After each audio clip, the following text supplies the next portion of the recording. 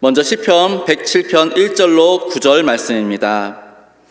여호와께 감사하라. 그는 선하시며 그 인자하심이 영원함이로다. 여호와의 성령을 받은 자들은 이같이 말할지어다. 여호와께서 대적의 손에서 그들을 속량하사 동서남북 각 지방에서부터 모으셨도다. 그들이 광야 사막길에서 방황하며 거주할 성읍을 찾지 못하고 줄이고 목이 말라 그들의 영혼이 그들 안에서 피곤하였도다. 이에 그들이 근심 중에 여호와께 부르짖음에 그들의 고통에서 건지시고 또 바른 길로 인도하사 거주할 성읍에 이르게 하셨도다. 여호와의 인자하심과 인생에게 행하신 기적으로 말미암아 그를 찬송할지로다. 그가 사모하는 영혼에게 만족을 주시며 줄인 영혼에게 좋은 것으로 채워주심이로다. 아멘. 이어서 신명기 16장 13절로 17절까지의 말씀입니다. 너희 타작마당과 포도주 틀에 소출을 거두어 들인 후에 이래 동안 초막절을 지킬 것이요 절기를 지킬 때에는 너와 내 자녀와 노비와 내 성중에 거주하는 레위인과 객과 고아와 과부가 함께 즐거워하되 내 하나님 여호와께서 택하신 곳에서 너는 이래 동안 내 하나님 여호와 앞에서 절기를 지키고 내 하나님 여호와께서 내 모든 소출과 내 손으로 행한 모든 일에 복 주실 것이니 너는 온전히 즐거워할지니라. 너희 가운데 모든 남자는 1년에 3번 곧 무교절과 칠칠절과 초막절에 내 하나님 여호와께서 택하신 곳에서 여호와를 배웁되 빈손으로 여호와를 배웁지 말고 각 사람이 내 하나님 여호와께서 주신 복을 따라 그 힘대로 드릴지니라. 아멘. 어느 대학 도서관에 고서를 기증한 노인이 있었습니다. 그런데 그가 기증한 책의 보관 상태가 별로 좋지 않았고 또 책들 가운데 함자에 초소로 되어 있어서 어떤 건 알아볼 수가 조차 없어서 책을 관리하는 사서가 화가 났습니다. 책을 기증하면 좀 좋은 걸 기증해서 좀 유익이 돼야 될 텐데 꼭 걸레쪽 같이 쓸모없는 책을 기증해서 힘들게 한다고 투덜투덜하고 있었습니다. 마치 이 장면을 보았던 도서관장이 말합니다. 사서를 불러서 당신 그 노인에게 가서 사과하십시오. 만약에 당신이 사과하지 않는다면 이 도서관을 그만두십시오. 당신 한 사람 때문에 우리 대학의 이미지나 도서관 이미지가 상해져서 도서를 기증받을 수 없습니다. 가서 사과를 하든지 아니면 학교를 그만두십시오. 그래서 이분이 말을 들어보니까 정말 맞는 것 같아서 이 노인장을 찾아가서 사실 이야기합니다. 어르신께서 책을 기증했는데 다 책이 누더기 같아서 또 초소로 돼서 잘 몰라가지고 투덜거리고 있는데 관장님께서 저를 가서 사과하든지 그만두라고 해서 이렇게 왔습니다. 제가 잘못했으니까 용서해 주십시오 했더니 이 어르신 얼굴이 달라진 거예요. 실제로 제 집엔 좋은 책이 많이 있지만은 당신네 대학의 도서관이 과연 이렇게 내가 나쁜 책을 주었는데도 불구하고 감사하는지 알려고 내가 한번 이런 책을 주었습니다. 내게 집에 있는 책을 다 기증하겠습니다. 며칠에 찾아가겠습니다. 그런 이야기를 했습니다. 하나님께서 죄로 말미암아 죽을 수밖에 없는 죄를 위해서 하나밖에 없는 아들 이 땅에 보내셔서 십자가에 못 박혀 죽기까지 은혜를 주셨습니다. 죄인이었던 우리가 하나님의 자녀가 되게 되고 구원의 은혜만 아니라 때를 따라 은혜로 복을 받아서 여기까지 오게 되었습니다. 그래서 우리 믿는 사람들은 항상 주 앞에 감사해야 됩니다. 누가복음 17장에 보게 되면 10명의 나병 환자들이 있었습니다. 쉽게 표현하면 옛날에 문둥병자였습니다. 몸은 악창으로 돋아나게 되고 코는 문드러지게 되고 손발은 뭉뚱거리게 되고 가족과 함께 살지 못합니다. 따로 쩔어서 자기들끼리 먹고 살아가는데 어느 날 이들이 예수님에 대한 소문을 듣게 됩니다. 하나님의 아들이라는 분이 지나가신다. 그래서 그들은 사람들이 돌팔매질 당할 줄 알면서도 가까이 와서 다윗의 자손이여 우리를 불쌍히 여겨달라고 부르짖습니다. 근데 예수님께서 그를 불쌍히 여기서 말씀합니다. 너희가 가서 제사장들의 내 몸을 보이라. 제사장의 몸을 보이라고 하는 뭔 의미입니까? 병을 나았을 때 제사장이 확인하는 과정인데 아직 몸에 변화가 없는데 제사장이 가서 보이라 하는데 그들이 말씀에 순종해서 가게 됩니다. 그런데 가는 도중에 자기들 몸에 이상이 있는 것 봤어요. 보니까 문드렸던 손에 손가락이 솟아나지요. 고름은 다 빠져지지요. 코가 문들 없는 줄 알았더니 옷도 없고 코가 나오죠. 깜짝 놀랐습니다. 야, 이거 우리 이상한 것 아니냐? 그래 보니까 병을 이상해. 만져보고 이렇게 해보니까 병이 고침받았어요. 9명은 너무너무 기쁘고 놀란 나머지 보고 싶은 가족과 자녀를 향해서 뛰어갔습니다. 그런데 개취급받았던 사마리아 사람들은 예수님께 와서 사정을 이야기하고 감사를 했더니 예수님 말씀하십니다. 나머지 9은 어디 있느냐? 웬만해서 섭섭하지 아니었던 예수님인데 9명이 고침받았는데도 불구하고 감사하지 않고 떠나버렸던 걸 보면서 섭섭해 하셨던 것입니다. 그리고 돌아와서 감사했던 사마리아 사람에게 구원의 은혜를 베풀어 주셨습니다. 인생은 속도도 중요하지만 방향이 더 중요합니다. 왜냐하면 방향이 잘되면 속도가 빠를수록 더 잘못되고 불안해지기 때문에 그렇습니다. 불평과 불만의 방향이 아니라 감사 찬양의 방향으로 나가는 여러분들 되길 주님으로 축원합니다. 축원합니다.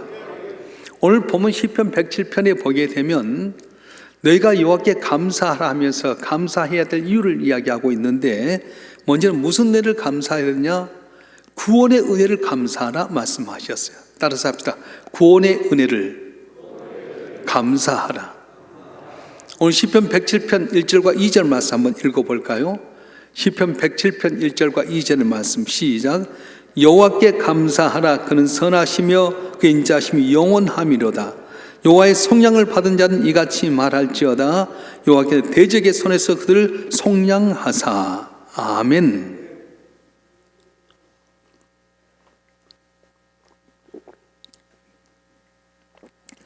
이스라엘 민족의 특성이 있었습니다. 우리나라와 비슷하게 외세 침입을 많이 받았습니다.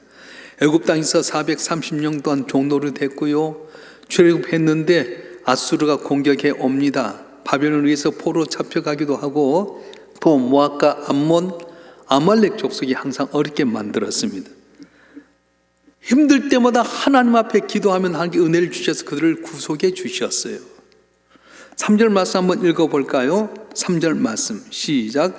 동서남북 각 지방에서 모으셨도다. 아멘. 이 말은 무슨 말이냐면 바벨론의 포로 망해서 나라가 망해서 포로 잡혀갔던 그들이 돌아오게 되었던 것입니다. 이스라엘 역사를 한마디로 말하면 구속의 역사, 구원의 역사라고 할 수 있습니다.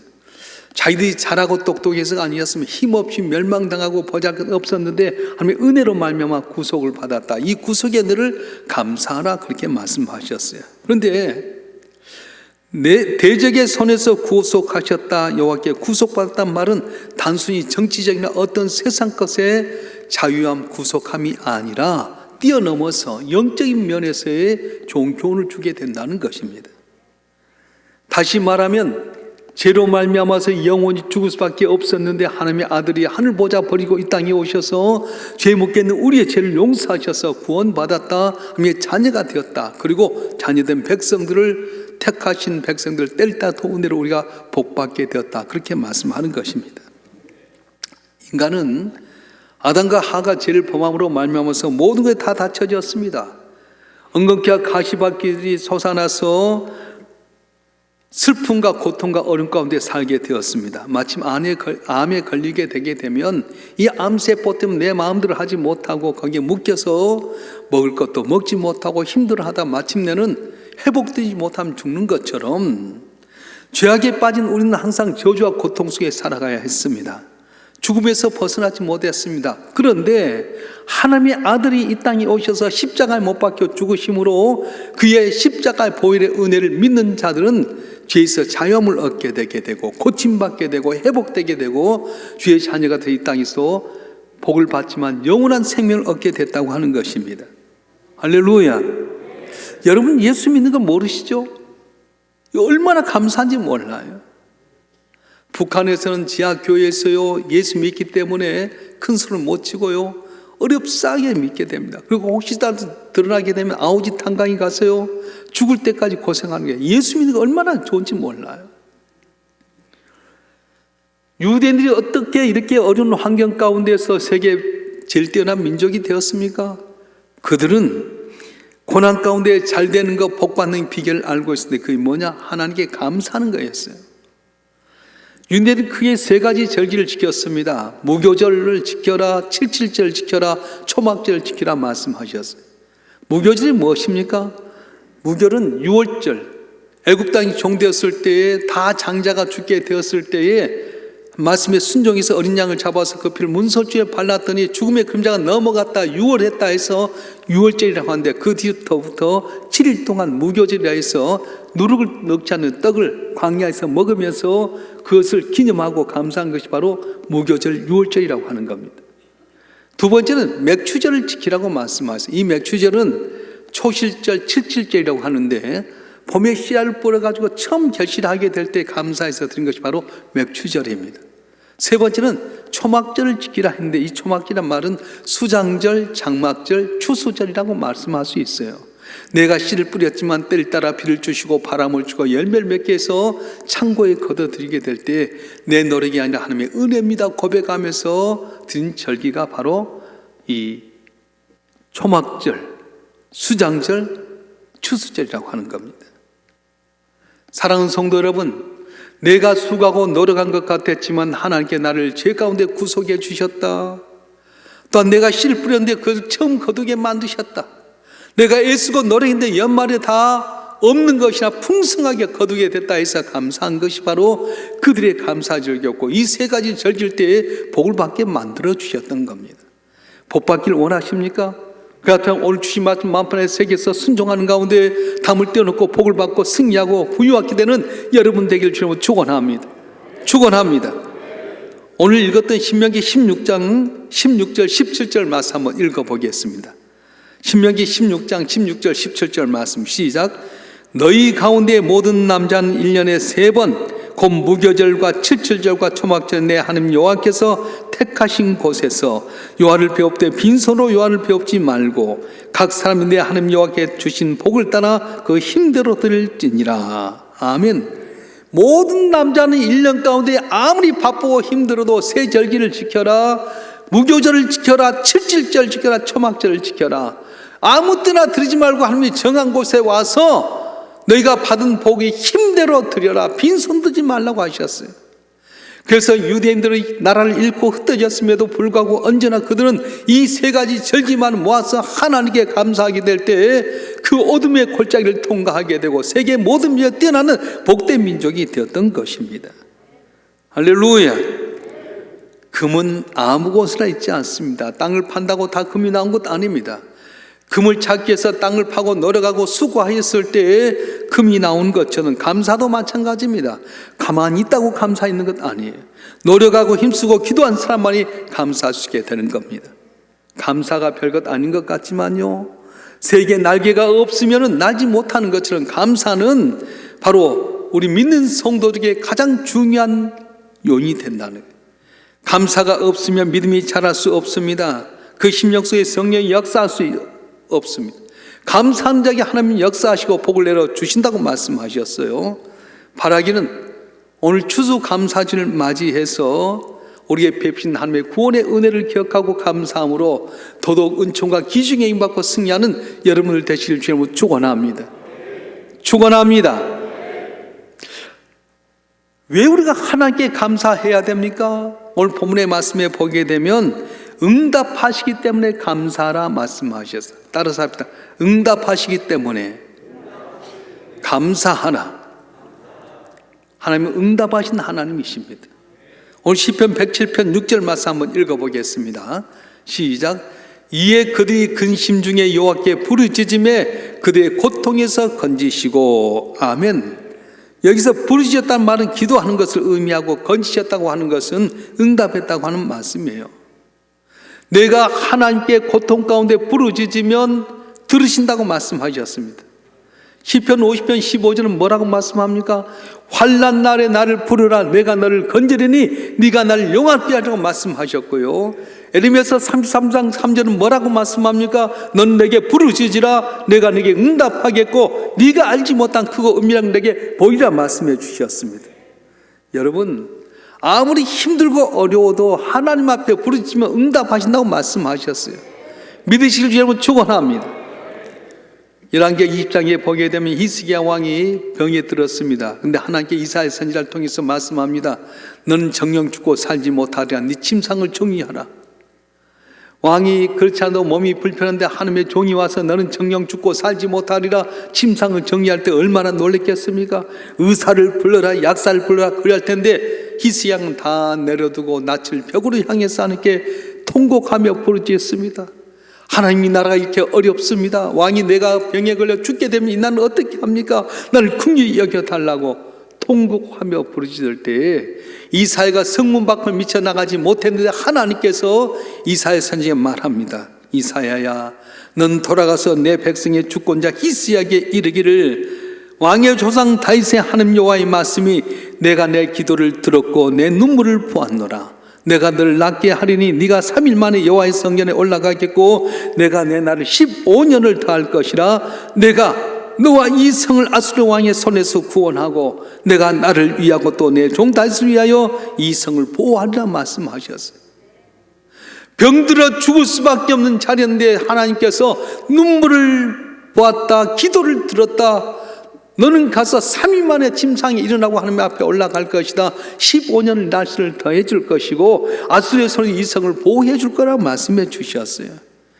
권력 있어도 병들 때가 있습니다. 돈 있어도 돈을 해결하지 못한 문제가 있을 수 있습니다. 그럴 때 어떻게 해야 됩니까? 하나님께 기도하면 죽을 병에 걸린 병도 고침받는 역사가 오늘도 일어날 줄로 믿습니다. 아멘 한 사람만 일어나길 주님으로 축원합니다. 열왕기하 19장에 보게 되면 아수르의 사넷 왕이 수많은 군대를 이끌고 예루살렘 성을 포위합니다. 처음에 항복하라 하면서 은금을 요구했던 히스기야 왕이 인간적인 방법으로 은금을 다 주었어요. 솔로몬 왕 때 지었던 0.7mm 두께로 별리는 벽에 있는 성전의 금까지 다 벗겨서 다 주었습니다. 해결될 줄 알았더니 또 와가지고 하나님을 모욕합니다. 이스라엘 백성을 저주하면서 이스라엘 백성이 듣는 아람 말로 항복해라 아니면 다 멸살한다 말을 듣고는 히스기야가 하나님 성전에 올라갑니다. 하나님을 모욕하고 하는 백성을 주어주는 산입을 어떻게 하시렵니까? 그때 하나님께서 이렇게 역사하셨어요. 제 말이 하나님의 말씀인데요, 열왕기하 19장 35절 37절 말씀 한번 읽어보겠습니다. 열왕기하 19장 35절에서 37절 시작. 이 밤에 여호와의 사자가 나와서 아수르 진영에서 군사 18만 5천 명을 친지라. 아침에 일찍 일어나 보니 다 송장이 되었더라. 아수르 왕 사렙이 떠나 돌아가서 니느웨에 거주하더니 그가 그의 신 니스록의 신전에서 경배할 때에 아드람멜렉과 사라셀이 그를 칼로 쳐 죽이고 아라 땅으로 그들이 도망하며 그 아들 에델핫돈이 대신하여 왕이 되니라. 무슨 말씀이에요? 군사의 수만 믿고 이스라엘 백성 유대인들을 저주하고 모욕했던 이들에게 히스기야가 눈물로 기도했더니 그날 밤에 천사가 싹 한번 훑었더니 거기서 18만 5천 명이라고 하는 앞장선 리더들 다 송장되어 버린 거예요. 너무 놀라가지고 자기 나라 성 니느웨에 들어가서 있다가 니스록이라는 신전에 들어갔는데 여기 나오는 아드람멜렉과 사라셀이라는 사람이 누구냐면 자기 아들들이에요. 아들들의 칼에 맞아 죽고 많은 비참함에 차고 말았습니다. 사랑하는 성도 여러분, 우리가 위기 가운데 있을 때 하나님께 부르짖으면 성경이 약속하신 대로 믿음 안에 구한 자에게 응답일 줄 믿습니다. 너희가 내 안에 내 말이 너희 안에 거하면 무엇이든 원하는 대로 구하라 그리하면 내가 이리라고 약속해 주셨습니다. 힘드십니까? 어렵습니까? 기도하십시오. 반드시 응답해 주실 것입니다. 지난 1년 동안 돌이켜보면 여러분 몰라서 그러지 하나님께 기도했는데 얼마나 많이 응답받았어요. 작은 것이니까 잊어버린 거예요. 큰 것은 기억할 수 있지만 숱하게 여러분이 기도했던 거 다 때를 따라 도움을 해주셨는데 잊어버리고 말았어요. 오늘 추수감사절을 통해서 내가 기도하는 가운데 작은 쉬는 가운데 있을 때도 응답하신 하나님께 감사함으로 이런 믿음도 회복되고 구하지 않은 것도 복을 받는 우리 모두가 되었으면 참 좋겠습니다. 할렐루야. 왜 우리가 여호와께 감사해야 됩니까?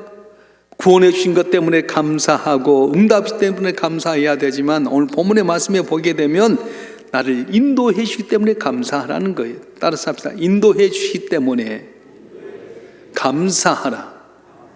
오늘 7절 말씀 한번 읽어볼까요? 7절 말씀 시작.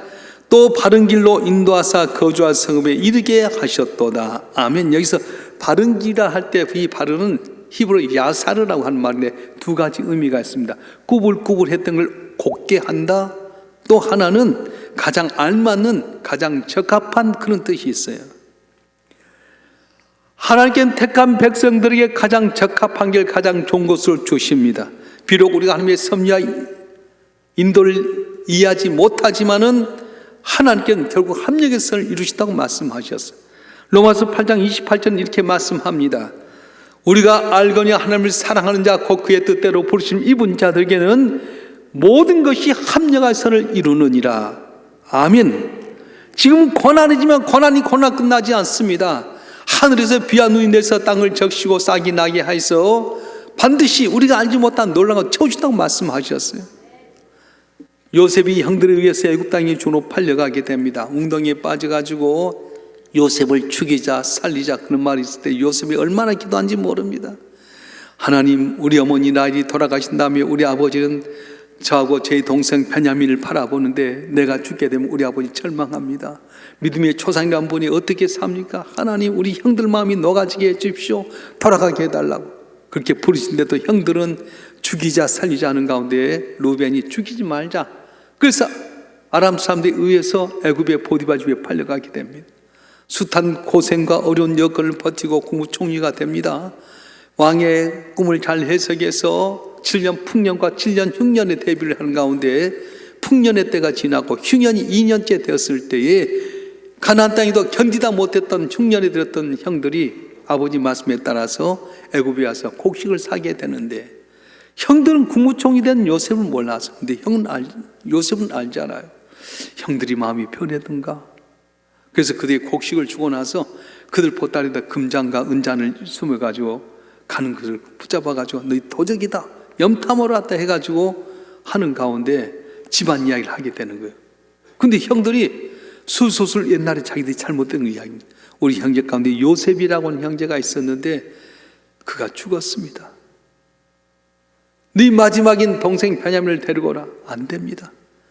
요셉이 죽었는데 베냐민까지 죽으면 우리 아버지는 살 수 없습니다. 그런 가운데 유다가 제가 그럼 볼모로 잡혀 있을 때니까 봐달라고. 이 베냐민이 왔는데요. 얼마나 서름에 복받는지. 그래서 나중에 형들에게 자기 사정을 이야기하고 베냐민을 안고 슬픈 가운데 어머니 생각 눈물을 흘립니다. 형들이 벌벌벌 떨었어요. 우리가 팔았던 요셉이 국무총리 됐다. 우리 죽었다. 그때 요셉이 뭐라고 말합니까? 형들이여, 나를 팔았으므로 근심하지 마소서. 우리 민족을 구원하시려고 나를 먼저 애굽 땅에 보냈나이다. 형들에 의해서 애굽 땅 종되어서 죽는 줄 알았더니 하나님 멀리 바라보는 가운데서 합력의 선을 이루게 하셨어요. 아브라함과 이삭과 야곱이 약속하신 대로 그 자손이 번창케 하신다고 하는 약속을 지키기 위해서 엿을 먼저 보내가지고 야곱의 70명의 자녀손들이 애굽 땅 제일 좋은 고센 땅에 가면서 나중에는 200만 명이라고 하는 민족으로 성장하게 되었던 것입니다. 하나님의 생각은 우리 생각과 다릅니다. 하나님의 계획은 우리 계획보다 훨씬 더 깊고 높습니다. 오늘 9절 말씀 한번 볼까요? 시편 107편 9절 말씀 한번 보겠습니다. 시작. 그가 사모한 영혼에 만족을 주시며 주린 영혼에게 좋은 곳을 채워주심이로다. 내가 고난에 있는데 하나님께 만족을 주시고 좋은 걸 주신다는 거예요. 제가 우리 교회 청년에게 이야기를 들었어요.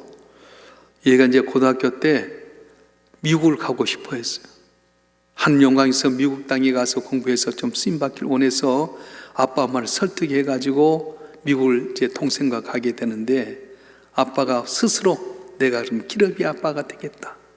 그리고는 큰 병원에 간호사에 있던 엄마와 이 아들과 딸이 미국 가서 공부를 합니다. 근데 뒷바라지 하는데 얼마 안 돼서 엄마가 심장병에 아까 고창에 돌아가셨어요. 애들이 얼마나 충격받았겠어요.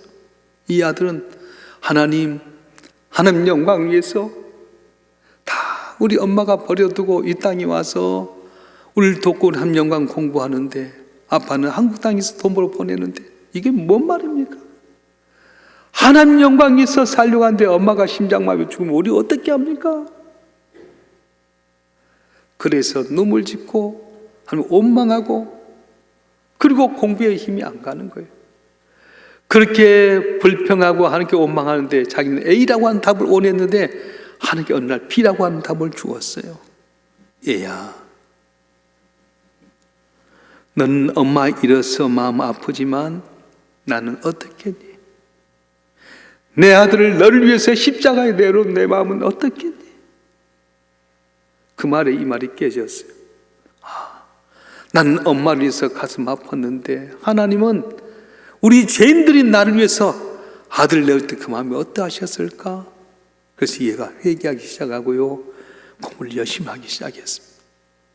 미국에서 돌아와서 나한테 이런 고백을 하면서 자기 삶 가운데 최선을 다했는데 좋은 대학에 나와서 좋은 직장에 다니고 연봉도 참 많이 받고 좋은 사람 만나서 얼마 전에 결혼했어요. 사랑하는 성도 여러분, 여러분 삶을 한번 돌이켜 보십시다. 우리 가운데 강야 같은 서로를 보내지 않는 사람은 별로 없을 것입니다. 사람마다 정도의 차이는 있겠지만 대부분 강야 같은 위기와 역사를 경험했을 겁니다. 그럴 때마다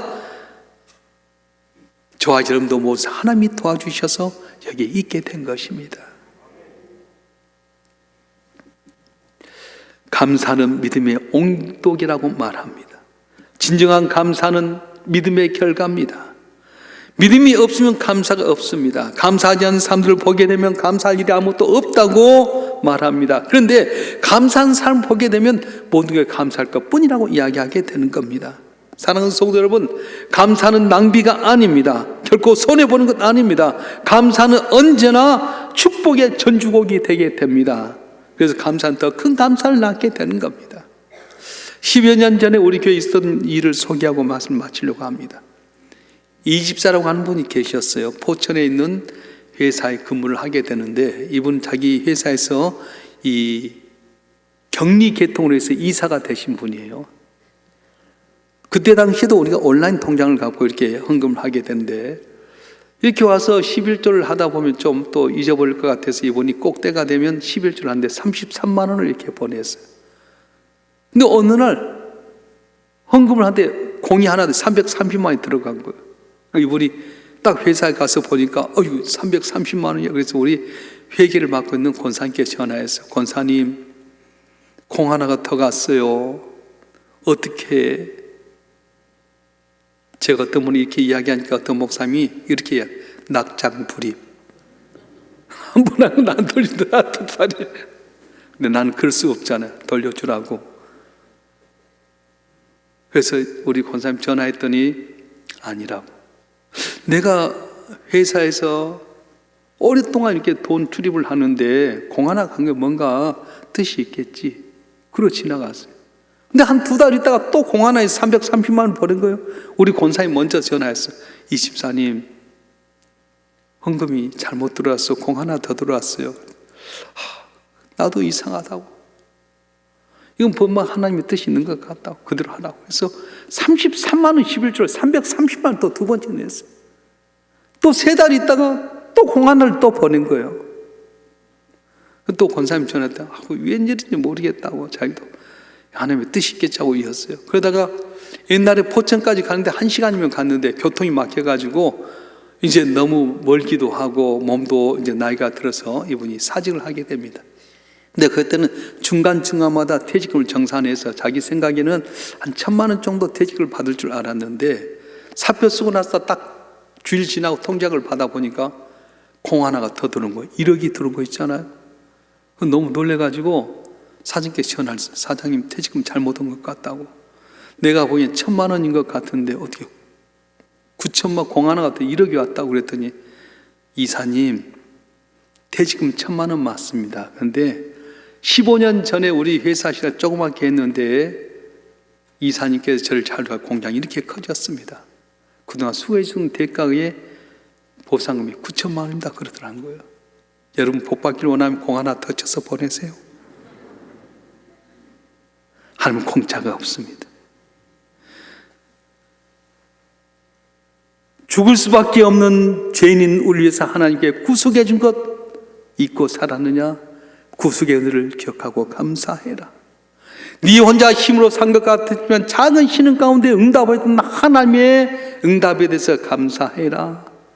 나는 모르는 것 같지만 좋은 걸 예비하시고 정확한 길로 인도하신 하나님의 은혜를 감사해라. 그리하면 복을 주라고 약속하셨는데 뜻깊은 오늘 추수감사절을 맞이해서 하나님께 베푼 은혜를 감사함으로 말미암아 주 앞에 귀 쓰임 받고 복을 받고 승리하는 우리 성도들 되실 주님의 이름으로 축원합니다. 축원합니다. 기도하겠습니다.